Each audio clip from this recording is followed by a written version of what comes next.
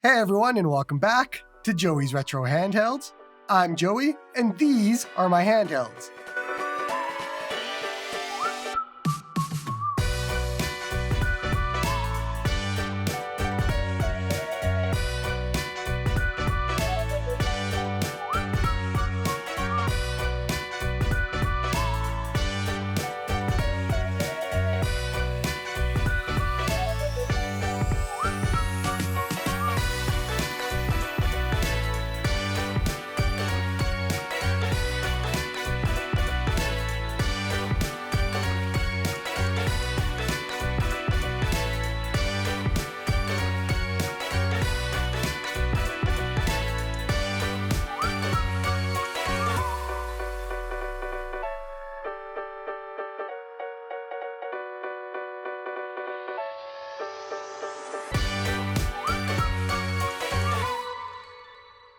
You know, before I actually started writing this video, I would have said it was a slow year for releases.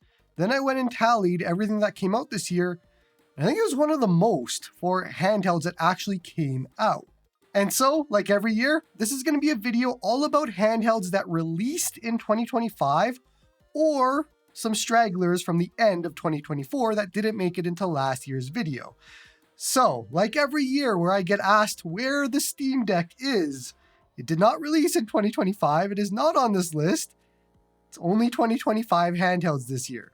Let's jump in with some honorable mentions. And these are devices that did not release in 2025, but that I used throughout the year. The first is the 1X Player 1X Fly F1 Pro. And man, this was such a great PC handheld. OLED screen, HX370 processor, comfortable, great fan, and so on. Unfortunately, it is missing a bigger battery, and as much as I did love it, I had to move on. And the only other honorable mention for this year is the Retroid Pocket Flip 1. I bought another one this year because of my disappointment of the Retroid Pocket Flip 2. And yeah, the Flip 1 is just timeless. I love the curves, I love the comfiness, it is super small for portability, and this has served me well this year until the AYN Thor. Now let's quickly go over the devices that actually did release this year, but I didn't receive them for whatever reason. So we'll go over that list now before we get into the main list of handhelds of the year. Let's go ahead and do this rapid fire, I guess. The Absolute One Pro was overpriced, underpowered, and not worth it even for streaming. The Anbernic RGDS isn't out yet and likely will be on next year's list, probably near the bottom. The Anbernic RG477M was about $100 more expensive than it should be, and then they cut the lower priced option and it now costs as much as an AYN Thor does.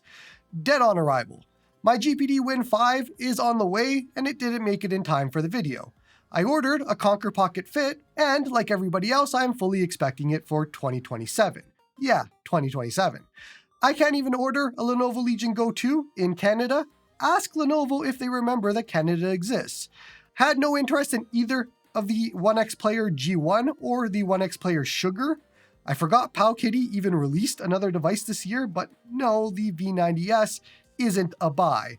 And then we have Ioneo, and as with every year with Ioneo, I am just not in the Ioneo tax bracket. I had interest in the DMG, but it was way too expensive. I had interest in the Pocket DS, but then the Thor got announced.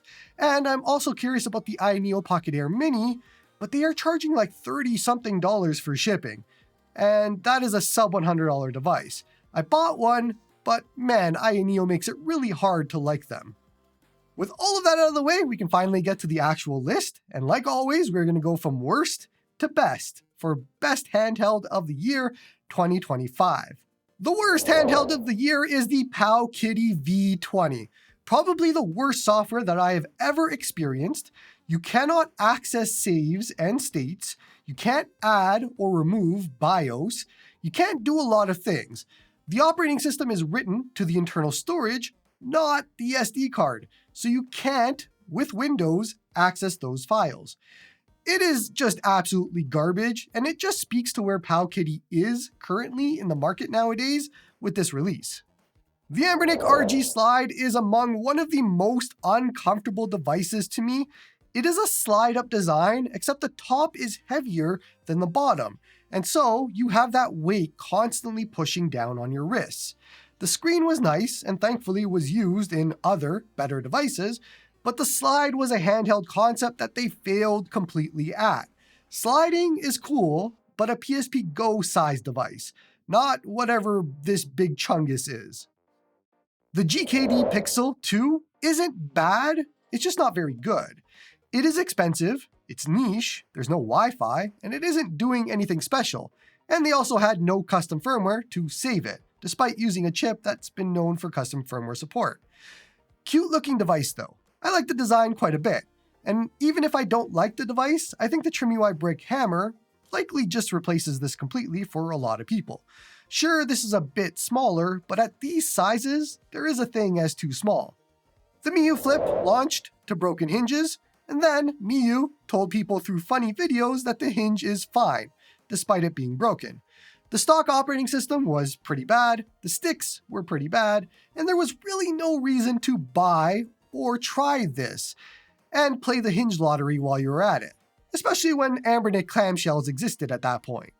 There were some positives to it, but not enough to outweigh the negatives, and so most people just avoided the hassle of hinge lottery, and they stuck with other better devices that didn't have that problem.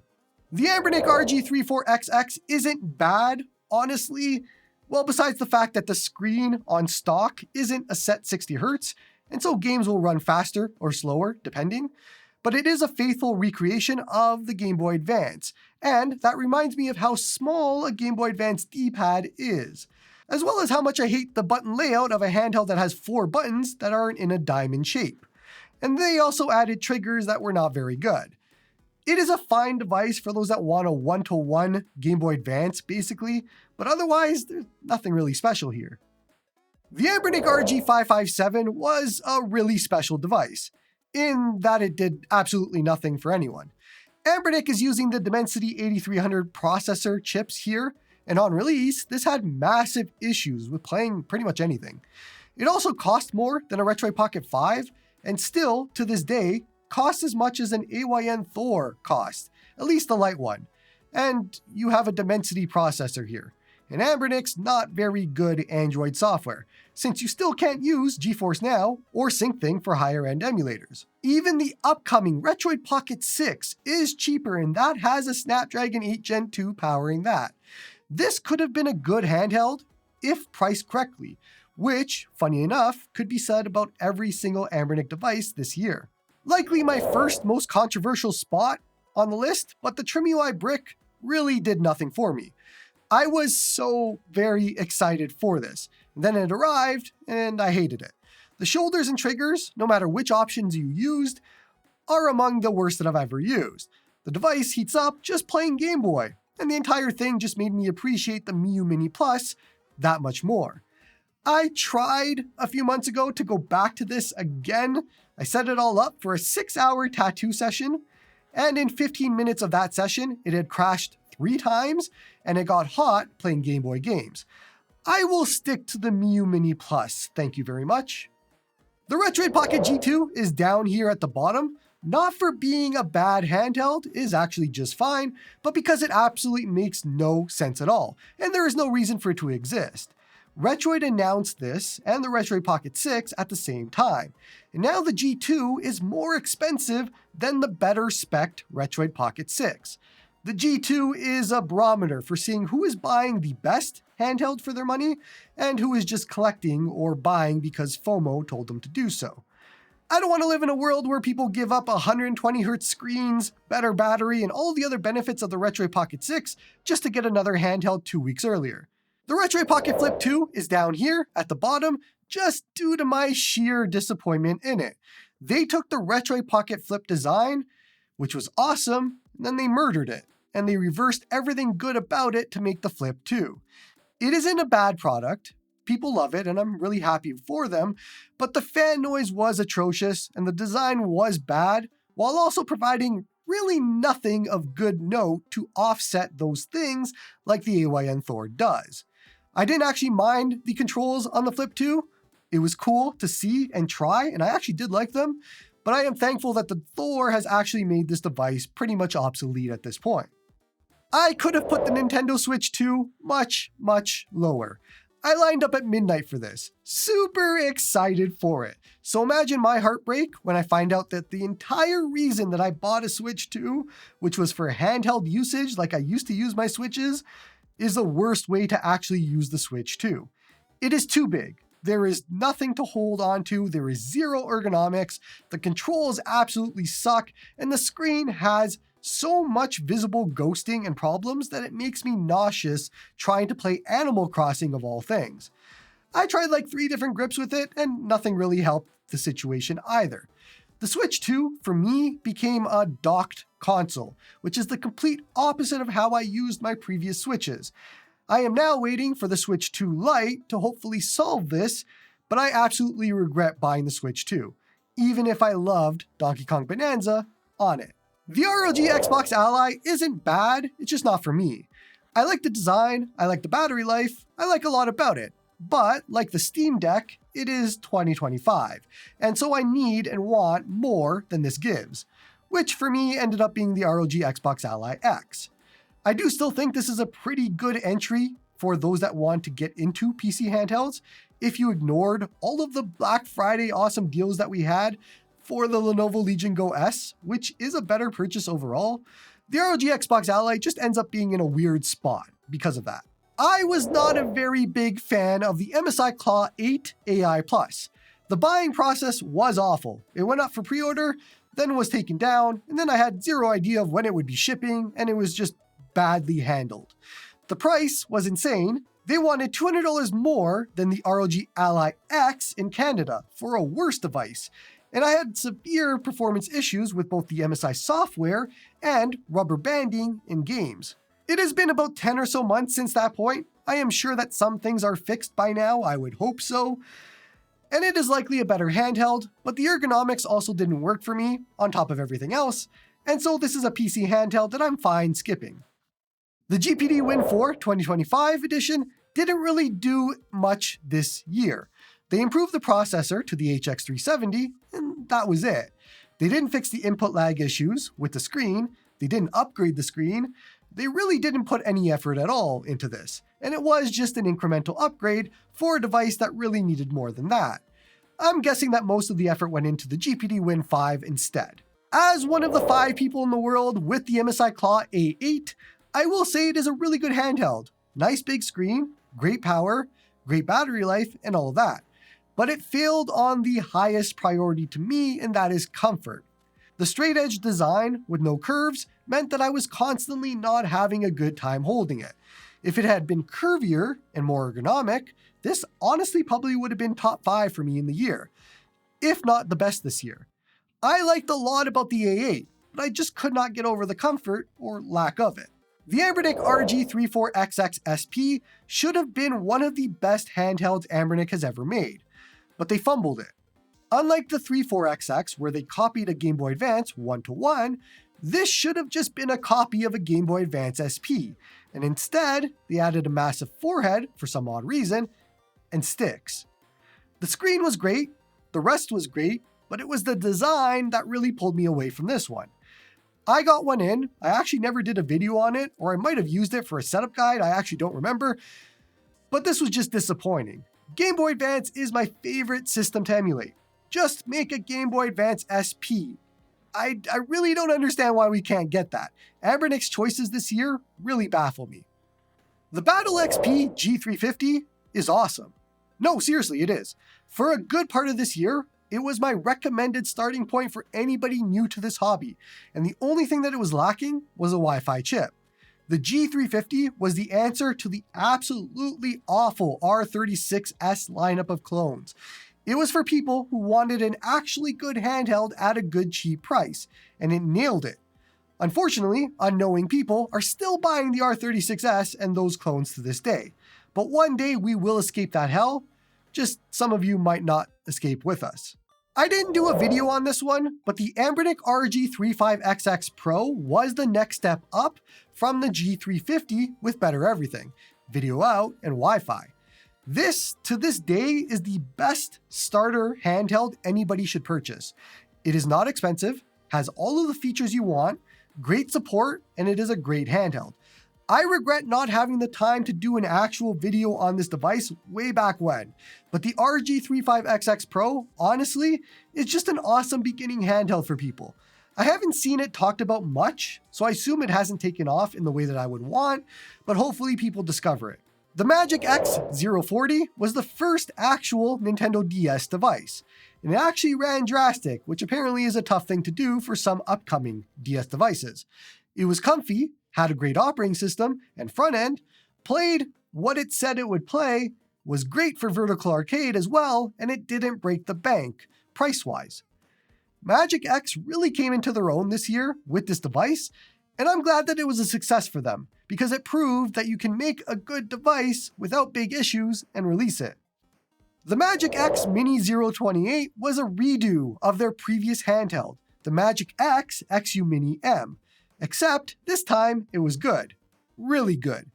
We have a severe lack of smaller handhelds in this hobby, at least good smaller handhelds. And so when we get one that is actually good, it deserves some praise. I actually love the work that Magic X has been putting in for their Android build, especially with a non-touchscreen device like this one. I like the size, I like the power, and I liked a lot about the Mini 028. I think Magic X devices across the board need to scale up their D-pad and buttons though. They make the smallest in this space, but otherwise, this was a great pocketable handheld. I really liked the GPD Win Mini 2025. The white was beautiful, the device was easy to use and hold, and it might be my favorite final form PC handheld design that I would want a future device to be. That being said, the heat issues still were not solved with this release, and the fan noise wasn't either, and that turned me away from it. I wish somebody besides GPD would take up making a device like this. Slim, functional, and everything, because the Win Mini to me is just awesome. It just needs the internals to match the external awesomeness. Despite the unfortunate name, the XU Retro XU20 V32 is an awesome device. This was what I wanted the TrimUI brick to be, a nice, comfy, smaller, vertical handheld. Great software, comfortable, great controls, good feature set, and it didn't break the bank again. I don't know how well this device is done, but it is one of the better ones on the market, and it deserves a lot more people paying attention to it. XU Retro is now part of the Magic X umbrella, and I hope to see more good devices from them in the future. Despite everything that I just said about the XU Retro, the TrimUI brick hammer arrived after the V32, and I have to say, the hammer is pretty good. Compared to the original brick, I am seeing heat of 20 Fahrenheit less, which is likely due to how it's spreading out over the metal body. The speakers have also been improved somehow, and overall, I am just liking it a lot more, even if the shoulders and triggers are still not great. They're better, but not perfect. I still don't know what it is about the brick and brick hammer that keep me from loving it, but the hammer is at least better. The Anbernic RG406H surprised me. It is awesome. It was just too expensive for what it was by a lot. It's comfortable, it has great sticks, the right stick layout, a great D-pad, decent screen, and overall it is one of the better Anbernic devices. It was disappointing at first when it was announced, coming from an Anbernic RG405M, because that is a lot more sleek and compact and better. But the RG406H, if you can find it at a low price, is actually fantastic. I think the 406H with the RG476H screen would be an awesome handheld if Anbernic learned to price things properly. The hobby is way too competitive nowadays for Anbernic to continue to price things how they've been doing. And the highest ranked Anbernic device of the year goes to the Anbernic RG476H, which is a fantastic handheld, but it launched at the wrong time with the wrong price. That doesn't make it any less fantastic though. I think if you want the best 4x3 experience, this is the handheld to get, because the RG477M, in comparison, costs way too much for way too little in improvements. They nailed a lot about this handheld though. The size, the colors, the screen, the layout, and it's an awesome retro feeling, retro styled handheld. More of this, please, Anbernic. but priced properly. The Miyoo Mini Flip is a Miyoo Mini in a clamshell form, and it is no wonder that it's awesome because of that. This is a device that is absolutely not perfect. I can't easily recommend it to anybody, but it just sparks joy, and that's worth a lot. It's also, again, a rare scenario of an actually portable handheld in size and weight. Miyoo improved the hinge by a lot, and then they just put a Miyoo Mini inside of it. Onion OS works with it with an asterisk, and the device feels good to use, and while it has its share of problems, it is the closest retro-feeling handheld of 2025. I struggled with where to put the AYN Odin 3, and it could have been far lower on this list, but I'm just going to leave it here. The Odin 3 is not bad, but the software isn't there yet, and the fan noise really needs to be looked at. I am almost certain it needs a different fan. This isn't something software can fix. This is a device that is launching way ahead of software, and so it'll be interesting to see how quickly all of that catches up before another device releases with the Snapdragon 8 Elite that does things better than the Odin 3. AYN devices every year have been either the best of the year or within the top 3 without fail every single year. And for this to be so low on my list, and could be lower still, tells you a lot about my feelings about the Odin 3 right now. I think besides the fan, AYN nailed the hardware, and so we'll see what happens next. But that fan really makes me not want to use the device at all, even if it were to get 8 Elite support for all of the emulators. I honestly still can't use it with that fan, and so it sits somewhere in my house, hidden behind other better devices. The Lenovo Legion Go S was just heavily discounted during Black Friday, and I hope that a lot of people picked one up. Both the Z1 Extreme and Z2 Go models were the best prices for PC handhelds I have ever seen, and both are awesome devices. I reviewed the Z2 Go model earlier this year with SteamOS, and I actually don't understand why anybody would still buy a Steam Deck when the Go S exists, because it is awesome. It has an awesome screen, awesome power, great battery life, and just an all-around great device. If you want the best entry into PC handhelds, it is the Lenovo Legion Go S. You don't want an 800p screen in 2025. The Retroid Pocket Classic is awesome. I loved it. Pokemon Yellow color, just so good. This was the Analog Pocket with Android to me. Same sort of feeling and idea. One of Retroid's best handhelds by far. And I've seen a lot of people say that I hate the Classic because I call it a niche device, which confuses me, and it means they didn't actually watch my review of the actual Retroid Pocket Classic. But it absolutely is a niche device for a niche set of people, and those people, myself included, love this thing. I am a big praiser of this device because they finally did a device without sticks. Not every device needs sticks, especially a vertical like this one. And so the people that wanted that, like me, got what we wanted. More of this, please, Retroid. The best Retroid device of the year is the Retroid Pocket Mini V2.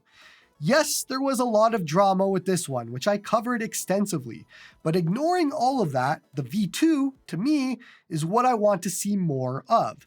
Smaller, portable devices that are premium and have good power and are good. There is no reason that smaller has to equal less premium or cheaper or less power, and this is the perfect example of that. I love the Mini. I think it's awesome. I think the screen is awesome. I think this is one of the better Retroid devices. I still, to this day, will not understand why they released a G2 version of the Retroid Pocket 5 instead of a new Mini with that G2 processor. It would have been a slam dunk, easy win, add some colors since all we could do with the V2 was buy a black version and enjoy the money coming in. More of this Retroid, please. Less of whatever the G2 is. The Magmi Air X was a sleeper hit this year because finally, after 2 years, we got one single device for under $100 that is able to do Nintendo 64, Sega Dreamcast, and PlayStation Portable. I have waited so very long, constantly seeing Anbernic release after release, with them going backwards for power throughout the years, and we finally had another company come out and give us exactly what we wanted. There is just no better device under $100 than the Magni Air X. And it has the power, it has the size, it has the specs, and all of it. And it deserves being in the top 5 handhelds of the year.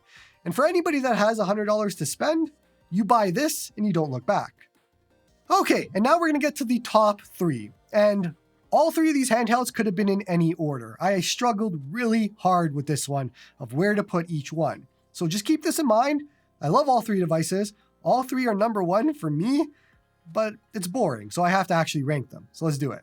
The ROG Ally X won last year as best handheld of the year. And this year's model basically does that again, kind of. The Ally X was my favorite PC handheld, and to see this year's improve upon it in significant ways was awesome. Better processor, better battery, better cooling, better comfort, better speakers, and better everything, and it just makes me happy.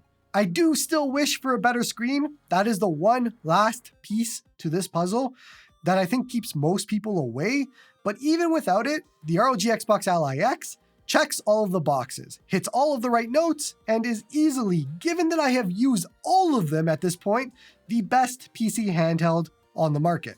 It is very important to note that I value comfort heavily, and I value no noise, and I value great speakers, and I value great performance, Windows, and so on. This device is all of it. I know you're wondering now which AYN device is number 1 of the year, and I struggled really hard with this one. Let's get into it. The AYN Thor is the second best handheld of the year, but it is the first depending on the day and how I'm feeling. Look, I have always wanted a dual screen device. I got the dual screen device. I cannot be without a dual screen device now. This is the same year that I got a Samsung Galaxy Fold 7, so these things are likely tied together. I need the screens, I can't go back. I use it a lot, not the stuff that you saw in my review. I don't play 2 games at once or any of that nonsense, but I do use a guide on the bottom and the game on the top. Something else on the bottom and game on the top. I can't live without this now. Even for actually playing DS games, which I rediscovered this year thanks to this device, and waiting for retro achievements to finally come to 3DS games, which I hope comes soon, the AYN Thor, with the power it has, the dual OLED screens, the clamshell design, all of it is a handheld that I would not be able to live without. I don't think it's perfect. I still think the triggers are awful. I still have other issues with it. But knowing all of that, the Thor always brings a smile to my face whenever I use it. The Thor, in my opinion, is the most complete device that we have by being able to play all systems without any actual weird negatives, especially DS and 3DS, since they no longer have to be played on a single screen. So it is the second best handheld of the year, but only because the best handheld of the year made no mistakes at all. The best handheld of the year is the AYN Odin 2 Portal. The reason? It's perfect.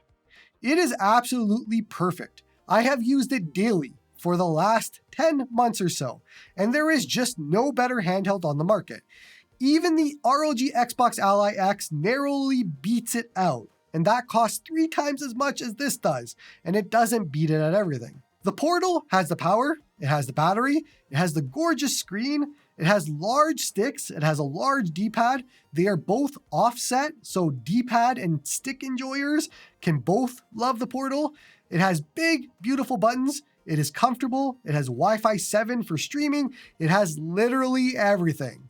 Everything, all of it. I said earlier this year, I don't know how AYN can make another device after the Portal, and I was right. The Odin 3 pales in comparison to the Portal. When I look at it or use it, I never feel like I'm missing out, or that I want more. I could easily wishlist new upgrades, actual full-size sticks, 1440p, 144Hz, better processor for streaming, little incremental upgrades. But that's all those are, little incremental upgrades. When I talk a lot about future-proofing, buy once, cry once, that sort of thing, the Portal is that definition. For anybody that bought a Portal 10 months ago, there still isn't a competitor, and there likely won't be for another 6 months at least if AYN decides to do an Odin 3 Portal, and there's still no guarantee that that will be better than the existing Portal. That is the sign of a fantastic device and the best device of 2025. And so, like last year, if you want to know what is on my coffee table, this is my coffee table. I have this little bamboo thing, and it's a dish holder thing, and it has my handhelds in it. It's awesome. It's pretty good. But I have 3 handhelds. That's it. I have my AYN Thor, AYN Odin 2 Portal, ROG Xbox Ally X. Even this is too much for me. I still want to bring this down to just 2 devices. And in which case, the AYN Thor is going to be one that sticks with me all the time. It comes with me everywhere I go. It's in my sling bag. It is my constant on-me device. The other 2 kind of trade places depending on how I'm feeling. I do a lot more retro on the AYN Odin 2 Portal. I do a lot more PC streaming, PC games on the ROG Xbox Ally X because it is a PC handheld. So if you're wondering, this is my coffee table. This is the actual 3 handhelds that I use. That's it. And I could condense this down into 1 or 2 if I had to. Minimalism, baby. That's how I live. That's going to be it for this one. Do not forget to like and sub to help the channel grow. Come join me on the Discord to talk all about handhelds like these ones. Support me through YouTube membership if you like my stuff. And hope you all have a good one.